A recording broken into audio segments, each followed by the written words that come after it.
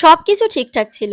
রপ্তানি হচ্ছিল, সময় ও খরচ নিয়ন্ত্রণে ছিল, ব্যবসা সম্প্রসারণ পাচ্ছিল গতি। কিন্তু হঠাৎ এক গভীর রাতের নির্দেশনায় থেমে গেল সবকিছু। যে রুট দিয়ে বাংলাদেশ তার পণ্য পৌঁছাতো ভুটান, নেপাল ও মিয়ানমারের মতো তৃতীয় দেশে, আজ সেই রুট হয়ে গেল নিষিদ্ধ। এই নিষেধাজ্ঞা কি নিছক নিয়মের পরিবর্তন, নাকি এর পেছনে লুকিয়ে আছে কোনো কূটনৈতিক চাপা বা ভূ রাজনৈতিক খেলা? এমন এক সিদ্ধান্ত যার প্রতিধ্বনি হতে পারে বাংলাদেশি অর্থনীতির প্রতিটি কোণায়।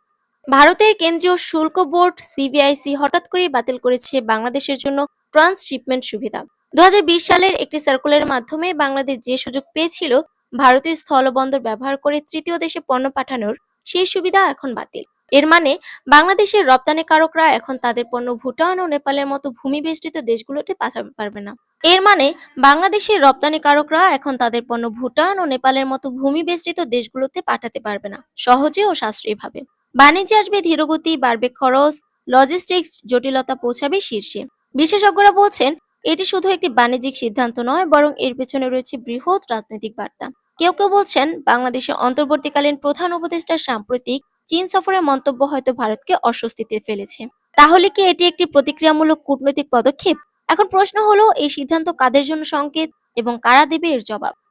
ট্রান্সশিপমেন্ট সুবিধা বাতিল শুধুই কাগজে কলমে একটি নীতিগত সিদ্ধান্ত, নাকি এর ছায়া আরো গভীর এবং বিস্তৃত?